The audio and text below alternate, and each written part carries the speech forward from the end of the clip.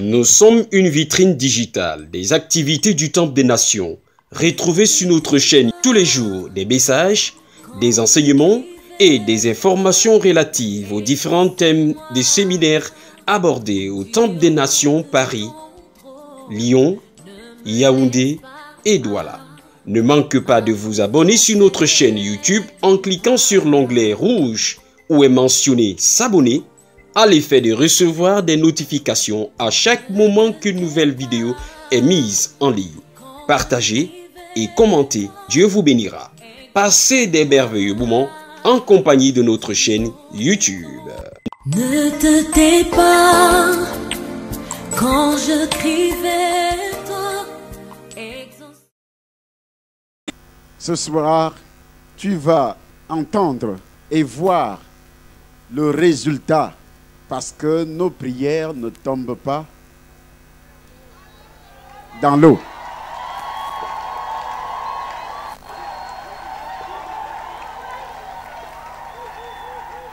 Quand on dit tous les jours, priez pour les autorités, priez pour les autorités, priez pour les autorités, il y a des choses qui se passent, il y a des choses qui énervent le diable. Amen. Mais tant pis pour lui, comme tu le dis. Alors, on a prié ici depuis mon arrivée et même quand j'étais absent. Tout le monde était déjà imprégné. Tout le monde avait déjà reçu l'onction qu'il fallait prier pour les. Alors, comme notre Dieu ne dort pas, on a suivi un témoignage ici sur les opposants tchadiens. Amen. Les opposants tchadiens qui ont suivi mes prédications à la radio, à la télévision. Alors après avoir été touchés par le Saint-Esprit, ils sont venus me voir. Hommes, frères, que ferons-nous? J'ai dit, laissez la guerre, laissez la rébellion. La Bible dit, soumettez-vous aux autorités et vous serez bénis. Une fois que tu vas contre l'autorité, tu es maudit. Il n'est pas impossible que le malheur arrive. Mais la Bible dit, malheur à celui par qui le malheur passera. Tu peux prendre les armes, tu tires, tu tues, et puis tu prends le pouvoir. Amen. Mais la Bible dit malheur. Ça peut arriver, mais malheur, même si les années passent, est-ce que Dieu dort? Amen. Tu peux prendre le couteau, tu poignardes, tu tues les gens, tu vas dans la sorcellerie, tu bois le sang, tu manges la chair humaine parce que tu veux le pouvoir. Tu peux faire des sacrifices parce que tu veux le pouvoir. Et tu obtiens ce pouvoir, mais tu obtiens ce pouvoir sur une racine de malédiction. Alors après avoir témoigné ici, ils ont même demandé pardon aux autorités tchadiennes. Ils ont pris la résolution de ne plus jamais recommencer à cause des prédications, des enseignements que je donne sur les médias. Les gens qui étaient prêts à monter au front, à déstabiliser N'Djamena, le Tchad en général, prennent la décision de ne plus recommencer à cause de ces enseignements, à cause de ces prédications. Le Tchad venait d'être sauvé une fois de plus. Mais à l'intérieur du pays, au Cameroun même, il y a des pasteurs qui appellent pour dire que nous ne sommes pas d'accord. Nous ne sommes pas d'accord pourquoi le docteur doit prier pour les autorités. Il y a des politiciens, des opposants qui appellent pour dire on va te tuer. Tuez-moi. Vous allez voir qui va vous tuer. Il y a quelqu'un qui va vous tuer. Avant de me tuer, il va vous toucher. Voici le résultat. Cet homme-là Après avoir donné ce témoignage, il a pris vraiment l'engagement de ne plus recommencer. Il s'est détaché pour aller en Centrafrique. Il va vous dire ce qu'il devait faire en Centrafrique. Ce n'était plus dans le cadre d'une rébellion quelconque. Mais arrivé là-bas, quelque chose va se passer. C'est cette chose-là que vous allez suivre tout à l'heure. Et vous allez comprendre qu'il est très important de donner sa vie au Seigneur. Il est très important de faire confiance à Dieu. Il est très important de prier pour les autorités. Parce que s'il n'avait pas pris cet engagement de renoncer à la guerre, de renoncer aux troubles, de renoncer à tout ce qui était programmé contre le Tchad, contre les autorités tchadiennes, s'il n'avait pas pris cet engagement, il n'allait pas être de nouveau ici. C'est pour cela que je voudrais inviter ces hommes maintenant à se mettre debout et de s'approcher pour raconter, puisque nous sommes au ministère Va et Raconte, pour raconter encore. Nous sommes une vitrine digitale des activités du Temple des Nations. Retrouvez sur notre chaîne tous les jours des messages, des enseignements et des informations relatives aux différents thèmes des séminaires abordés au Temple des Nations Paris, Lyon, Yaoundé et Douala. Ne manquez pas de vous abonner sur notre chaîne YouTube en cliquant sur l'onglet rouge où est mentionné s'abonner à l'effet de recevoir des notifications à chaque moment qu'une nouvelle vidéo est mise en ligne. Partagez et commentez. Dieu vous bénira. Passez des merveilleux moments en compagnie de notre chaîne YouTube. Ne te tais pas quand je crie vers toi. Amen, tu as la parole. Merci, chers frères et sœurs en Christ. Je remercie Dieu et je remercie infiniment l'Assemblée de Dieu. Puisque si ce n'est pas la volonté divine, comme le disait tantôt le docteur, je suis quelqu'un qu'on devait déjà parler de moi au passé. Je vous dis en vérité que sur cette terre, si un être humain qui puisse parler comme je suis en train de raisonner à ce moment, dit que l'Éternel Dieu qui s'est affiché aux enfants d'Israël n'est pas un Dieu puissant, il est plus commentaire qu'un diable. Parce que je me suis levé ici publiquement, moi que vous me voyez, si la volonté de Dieu continue à agir, vous allez voir ceux qui m'entourent et qui avaient décidé véritablement d'aller semer encore de troubles dans mon pays. Vous allez le voir ici.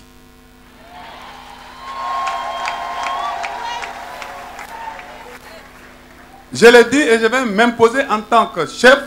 Vous allez voir les grands officiers tchadiens. Vous allez voir certains colonels, commandants et généraux ici.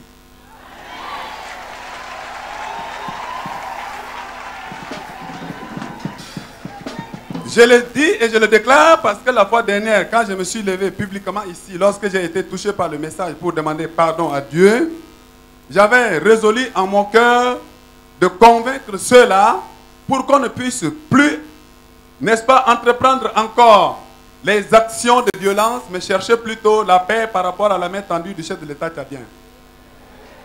Cette résolution dont j'avais pris devant Dieu, le diable qui n'aimait pas la paix a toujours mis la barrière devant moi pour dire pourquoi moi je vous pousse pour aller faire ce que moi je veux, c'est-à-dire détruire les humains que Dieu a créés. Toi tu viens, tu préfères plutôt la paix. Et voilà ce qui va se passer. Je me suis levé ici, je me suis confié à l'homme de Dieu, je me suis confié à l'Assemblée de Dieu, publiquement. J'ai renoncé à mon désir, à moi, et au nom de mes camarades, j'ai demandé pardon devant Dieu avant d'effectuer mon voyage. Le lendemain du jour d'ici, j'ai réuni mon équipe, ceux qui sont sur place ici, pour leur dire ceci. Je dois demander à Bangui, comme j'ai des connaissances avec le chef de l'État centrafricain, je dois m'approcher de lui pour que je puisse réunir les opposants qui sont à l'intérieur de son pays pour pouvoir les convaincre à ce qu'ensemble nous puissions faire la paix avec notre pays. Là était ma résolution.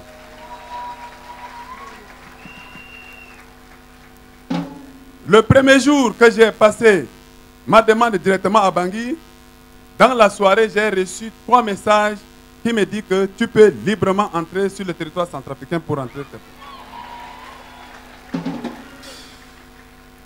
Voilà, c'est dans cette optique que j'ai quitté le territoire camerounais qui m'a accueilli pendant longtemps, dans la gaieté et dans la pacificité, pour me rendre à Bangui.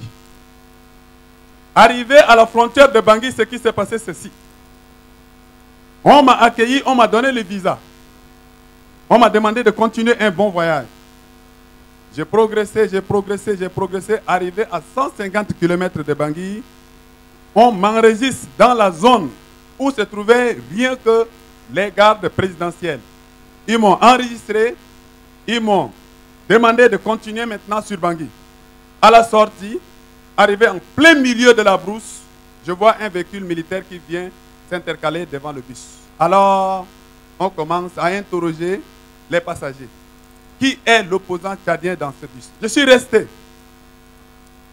Je n'ai rien dit. J'ai dit peut-être que les documents dont j'ai présentés, les documents de l'ONU ne sont pas suffisants. Donc on a besoin de moi pour pouvoir encore revoir les documents de nouveau. Quand je n'ai pas agi, 2 questions, 3e question, ils ont commencé à taper sur tout le monde. J'étais obligé de dire, me voici. Ce que vous voulez faire de moi, faites-le et laissez les gens continuer leur voyage. Et c'est ainsi que sous les coups de crosse, on m'a jeté dans le véhicule pour me ramener maintenant dans le camp militaire en plein brousse. J'ai passé un séjour terrible. Je ne sais pas qui parmi vous ici pourra dire que Dieu n'est pas puissant.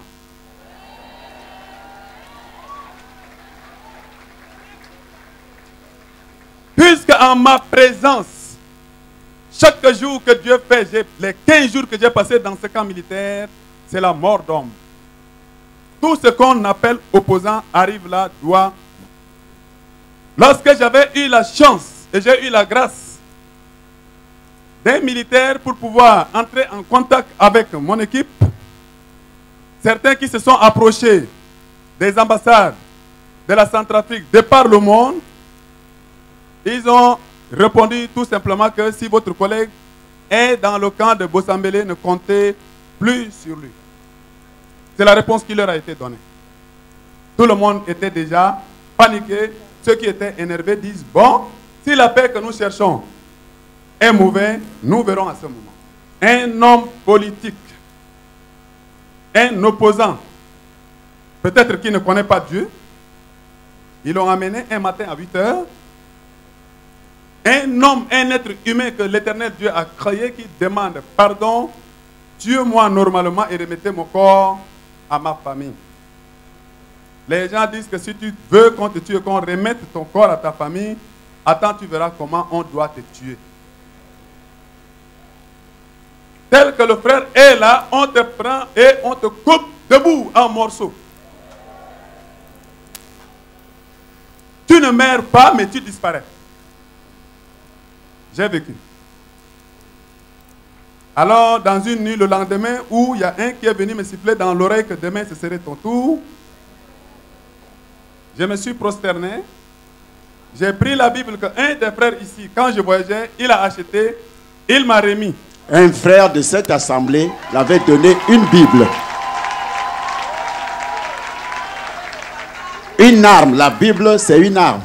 Et ce frère-là est Bible qui me dit, ne prends pas une arme avec toi. Je te donne Dieu avec ses anges. C'est sa parole.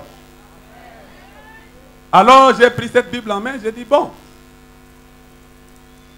toi, le Dieu que j'ai entendu parler de toi à la radio, ton nom chante tant ton nom.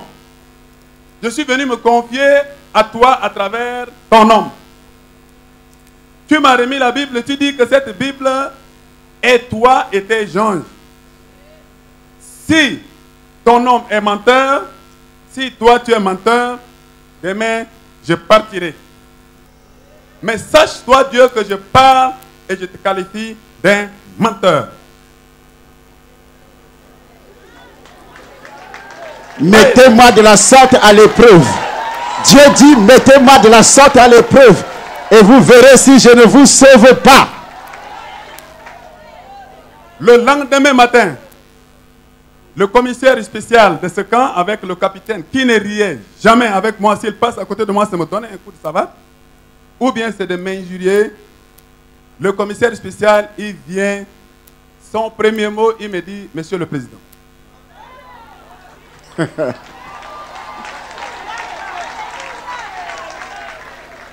Je l'ai répondu, je dis oui, mon commissaire. L'heure est déjà arrivée, mais permettez-moi de faire la prière. Il rit, il a ri jusqu'à il est allé s'asseoir. Il dit, préparez-vous, vous allez vous rendre à Bangui. Puissance. Le Dieu de va et raconte.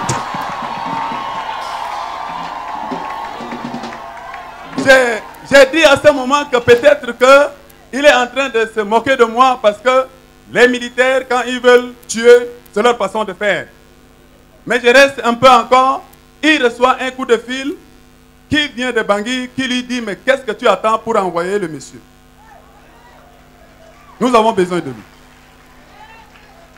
Et voilà, c'est dans ce sens que, aussitôt, il a pris le véhicule, il a mis à ma disposition, on m'a conduit à Bangui.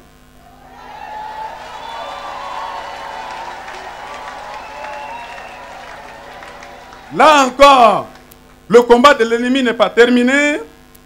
Au lieu qu'arriver là-bas, je croyais qu'on devait me mettre peut-être à la disposition des gens qui vont s'occuper de moi pour que je puisse faire mon travail dont je suis arrivé.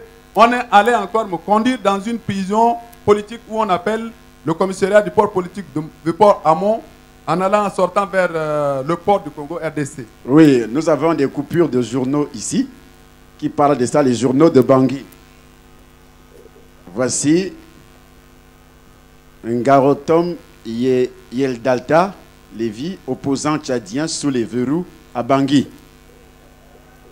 Voici une coupure du journal qui vient de Bangui. Il n'y a pas que ça. Il y a d'autres également. Il y a d'autres également. Amen. Donc, ce qu'il dit est déjà confirmé par les coupures de journaux qui viennent de Bangui. Continue, mon frère. Alors, je suis resté dans cette prison politique du port Hamon pendant encore 16 jours, au total 31 jours de prison. Je croyais que, comme je suis déjà rentré à Bangui, les gens pouvaient comprendre les choses à ce que je puisse entrer en contact avec mes collègues opposants qui sont là-bas pour tenter de les convaincre à ce qu'on puisse faire la paix. Alors, dans la journée du 8 mars, la nuit, il y a un monsieur qui est venu me dire que s'il y a des possibilités que tu puisses te débarrasser, débarrasse-toi, car demain le 9 mars, on doit te ramener là où tu étais venu de Bossamé. En prison, la prison de la Brousse à Guantanamo. Alors, je l'ai dit, mon frère, j'étais complètement attristé à ce moment-là. Je lui ai dit, mon frère, merci pour l'annonce. Mais je ne sais comment faire là où je suis, entouré que des policiers en permanence pour me sauver. Il a dit, tu as tout le temps la Bible avec toi. Cette Bible-là va t'aider à t'en sortir. Alors le lendemain, le 9, tout le monde qui entre dans cette prison ne rit plus avec moi comme d'habitude.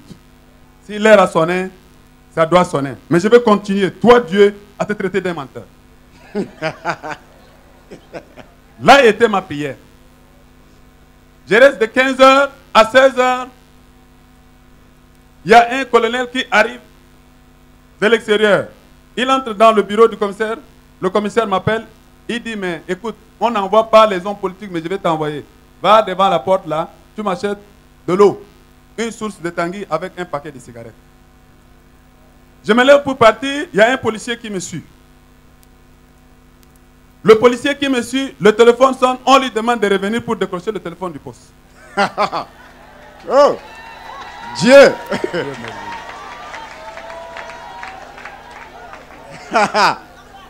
J'arrive à la porte. le temps de m'approcher de boutiquier pour prendre de l'eau sans me rendre compte. Il y a une grosse pluie qui tombe. Une grosse pluie. Dieu envoie d'abord l'ange appelé pour écarter le policier. Après, il envoie la pluie. Je me tourne pour regarder si peut-être avec la pluie là, les policiers vont venir me chercher ou soit que le commissaire lui-même va se lever pour venir. Tout le monde court dans les bureaux. Alors, j'ai profité avec son argent.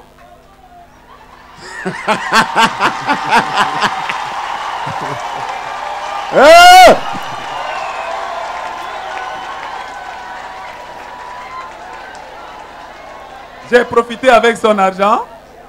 J'ai demandé au taximan où se trouve l'ambassade des États-Unis. Le taximan dit, mais 2000 francs. J'ai dit, j'ai 5000. Fais-moi passer. Je suis rentré dans le véhicule pour me rendre à l'ambassade des États-Unis. Étant déjà informé de ma situation, automatiquement, on m'a récupéré. On m'a confié à un chauffeur qui doit m'amener à Bonica. C'est une organisation des Nations Unies. Là encore, l'ennemi continue à me combattre. Arrivé devant les organisations des Nations Unies, le chauffeur, il a appelé les agents de sécurité qui étaient là. Il dit, bon, ce monsieur, il est en danger, vous allez le garder jusqu'à ce que le lendemain, les défenseurs des droits de l'homme puissent le rencontrer. Ils ont dit non, il fait déjà nuit, ils ne peuvent pas me garder avec eux parce que ça va leur causer de problèmes. Mais comme ils veillent debout, que je puisse rester avec eux devant la porte jusqu'au matin à ce que les gens viennent au bureau. Entre-temps, ces militaires, ces policiers qui savent que les hommes politiques ne peuvent que se refuser dans les bureaux des organisations des Nations Unies, ils se préparaient à arriver pour me tendre embuscade là.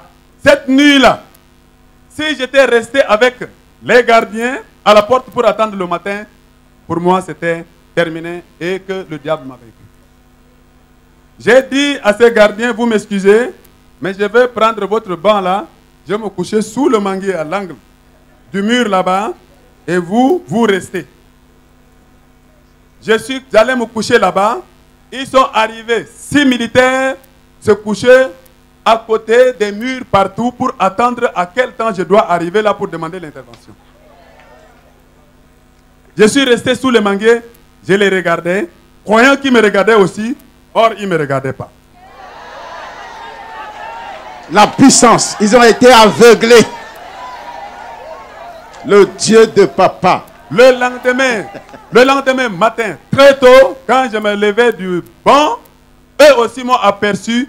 Ils sont venus pour m'appréhender et c'est là où le combat a commencé corps à corps. Alors, au vu de ces agents de sécurité de l'ONU, ils ne peuvent pas accepter à ce que quelque chose m'arrive là devant le bureau. Ils étaient aussi intervenus à mes côtés. Et voilà, c'est à ce moment-là que les gens sont arrivés. On les a interrompus. On m'a récupéré. On m'a conduit devant le ministre de l'Intérieur chargé de la Défense nationale pour pouvoir l'interroger. Ils ont appelé le procureur. Ils lui ont posé la question. Est-ce que cet homme politique tchadien a quelque chose que vous lui reprochez ici à Bangui? Est-ce qu'il y a une charge contre lui? Est-ce qu'il y a une poursuite judiciaire contre lui? S'il y en a, dites-nous. Nous sommes ses défenseurs. Alors, au ministre de dire que lui, il sait qu'il n'y a aucune charge contre moi. Au procureur de dire qu'il n'y a aucune poursuite judiciaire contre moi. Alors, on doit encore leur poser la question de savoir est-ce que je peux être libre à ce moment pour avoir la possibilité de me soigner. Ils ont dit il n'y a aucun problème. Les Nations Unies les ont fait signer un papier pour attester comme quoi je ne suis pas poursuivi, je peux librement circuler pour pouvoir me soigner. Là encore, l'ennemi n'est pas fatigué. Les Nations Unies vont m'amener pour aller me loger dans un hôtel. Cet hôtel, j'ai passé la première journée dans l'hôtel en paix. La nuit comme le matin, à chaque 2 heures, on m'appelle. Tu vas bien? Oui, je vais bien. Tu vas bien? Oui, je vais bien. Tu vas bien? Oui, je vais bien. Pendant 3 jours. Ils ont laissé le temps au temps. Dans la nuit du samedi, je dormais aisément dans la chambre qu'on m'a donné. Le propriétaire de l'hôtel a vidé l'hôtel. Il a fait partir tous ses clients. La nuit, il m'a laissé seul. Le lendemain matin, même la sentinelle, on lui a demandé de quitter l'hôtel. Et ils ont fermé toutes les portes, les issues de sortie, et ils ont laissé l'unique porte. Je suis resté dans la chambre. Jusqu'à 9h à 10h, la représentante des Nations Unies m'a appelé. Est-ce que tu vas bien? J'ai dit non, je vais très bien, il n'y a aucun problème. Or, entre-temps, l'hôtel a été déjà encerclé par les militaires. Vous voyez? Je suis resté, il y a quelque chose qui me dit, mais descends. Et pourtant, je suivais une émission à la télé. Il y a quelque chose qui me dit, mais descends, descends vite. Le Saint-Esprit. Descends, j'ai dit. Alors, je me suis levé, j'ai ramassé les babouches et je descendais. Quand je descendais de l'escalier, premier escalier, deuxième escalier, j'aperçois déjà plein de militaires tout autour de l'hôtel. J'ai dit, mais quelle est cette histoire encore? C'est à ce moment que j'ai dit, la prière dont j'ai adressé à Dieu, je l'ai dit, c'est ma dernière prière. Nous sommes une vitrine digitale des activités du Temple des Nations. Retrouvez sur notre chaîne tous les jours des messages, des enseignements et des informations relatives aux différents thèmes des séminaires abordés au Temple des Nations Paris, Lyon, Yaoundé et Douala. Ne manquez pas de vous abonner sur notre chaîne YouTube en cliquant sur l'onglet rouge où est mentionné s'abonner à l'effet de recevoir des notifications à chaque moment qu'une nouvelle vidéo est mise en ligne. Partagez et commentez, Dieu vous bénira. Passez des merveilleux moments en compagnie de notre chaîne YouTube. Ne te tais pas quand je crie vers toi. Je sais que tu es puissant. Je me suis confié à toi. Avant toute chose, j'ai demandé d'abord le pardon avant de me confier à toi. S'il va falloir que mes enfants aillent orphelins, que ta volonté soit accomplie. Mais, la condition que je te donne, je voudrais voir si c'est toi qui es puissant ou c'est le diable qui est puissant. Deuxième condition que je te donne, je voudrais savoir si toi, le Dieu d'Abraham, dont ton serviteur te servait, et que je suis venu me confier à lui et qui m'a oint, c'est toi qui dois avoir honte ou c'est l'ennemi qui aura honte. Mais moi, je descends. Je suis descendu. Le commandant d'opération faisait aussi son entrée. Il voudrait aussi monter vers l'escalier. Il m'a croisé comme ça, à la descente. Il m'a dit, monsieur la sentinelle. Je réponds, je dis oui, chef. Il dit, mais nous sommes venus pour chercher un opposant tchadien du nom Garotomié d'Alta Lévi qui se loge dans la chambre 102.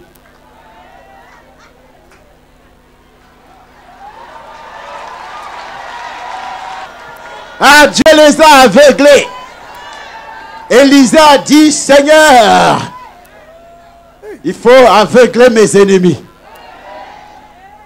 Si quelqu'un vous dit que Dieu n'agit pas, l'Éternel Dieu agit jusqu'à maintenant. Mettez simplement Dieu à l'épreuve. Vous allez voir le résultat sur le champ. J'ai dit à ces messieurs, j'ai vu l'opposant tchadien là tout de suite entrer dans le bar en face. Il est dans le bar. Il me dit alors, est-ce qu'il peut aller? J'ai dit non. Si vous partez là-bas, il vous voit déjà en train de venir en tenue, il va détaler. À ce moment, permettez-moi, comme je suis la sentinelle, il croira que je l'appelle pour quelque chose. Je vais aller le chercher, il va venir. Ah! La sagesse de Dieu. Alors, c'est à ce moment-là qu'il me dit, dépêche-toi, vite, fais-le revenir dans l'hôtel de peur qu'il y ait un événement. Je suis rentré dans le bar, en face. Il me regardait partir. Arrivé dans le bar, je me suis tourné vers lui, j'ai dit non, il serait là à l'étage. Ça doit lui quand même travailler pour dire mais comment se fait-il que j'ai dit qu'il est entré dans le bar et maintenant je dis qu'il est là à l'étage. Il est reparti en courant pour monter avec ses gardes-corps. Entre-temps, les militaires qui étaient tout autour de l'hôtel se tournaient canon contre les murs vers l'hôtel. J'ai profité de l'occasion. Pip! Hey! Le Dieu devant et raconte. Et à ce moment-là, je me suis rendu dans la boîte des Nations Unies. Aussitôt, ils ont pris leur véhicule, ils sont venus, ils les ont trouvés sur place à l'hôtel. On les a interrogés, qu'est-ce que vous cherchez ici à l'hôtel? Ils ont répondu sèchement, comme quoi ils sont venus pour chercher l'opposant tchadien, puisqu'ils ont reçu l'instruction de la haute hiérarchie pour venir le récupérer. Mais cet opposant est chanceux, puisque le vieux qui gardait la maison ici est allé le signaler dans le bar et ils ont pris fuite à deux. Et voilà, c'est à ce moment que les gens des Nations Unies ont dit qu'ils ont compris que de la même manière où ils ont tué mes collègues, c'est de la même manière qu'ils cherchent à me tuer. Alors, ils m'ont gardé dans leur bureau avec une haute sécurité jusqu'à ce que le 16, qu'on me mette dans l'avion pour que je rentre à Yaoundé. À l'heure où je vous parle, le monde, la République centrafricaine, la République tchadienne ne savent pas par comment je suis sauvé. Mes collègues dont je vous parle, que vous les verrez dans les jours à venir, m'ont demandé au téléphone de venir et puis leur donner un peu mon pouvoir. On va venir, tu nous donnes un peu ton pouvoir. Alors, pour finir, je remercie Dieu qui a d'abord voulu sauver mon âme et qui aujourd'hui m'a sauvé et que je suis devant vous.